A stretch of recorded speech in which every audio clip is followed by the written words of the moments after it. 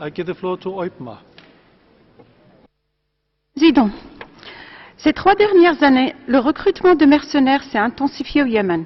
Des rapports ont indiqué l'implication des Houthis dans le recrutement de mercenaires de la Corne d'Afrique pour la pose des mines, le transfert du matériel d'armement, les participations au combat et mener des bombardements dans les villes.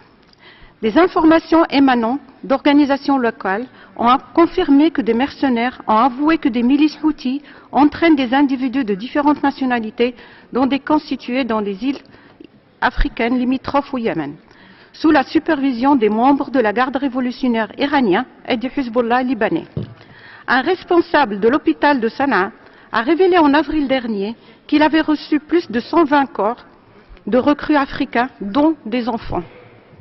Le parti Islah, les frères musulmans, Al-Qaïda et l'État islamique ont recruté et entraîné des centaines de mercenaires arrivant de la Corne d'Afrique dans les camps d'Islah à Ma'rib, ainsi que des Somaliens affiliés à des groupes terroristes opérant en Somalie.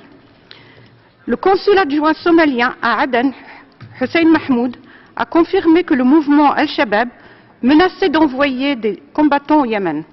Effectivement, 4 Somaliens soupçonnés d'entretenir des liens avec Al-Qaïda ont déjà été arrêtés.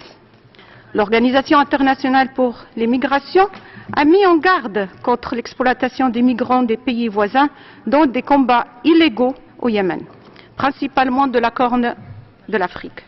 Ma question au président du groupe de travail est la suivante. Comment le groupe de travail compte-t-il agir pour lutter contre ce phénomène dans les zones de conflit et faire pression sur les Houthis et Islah pour mettre un terme au recrutement des mercenaires au Yémen? Merci, Monsieur le Président. Thank you.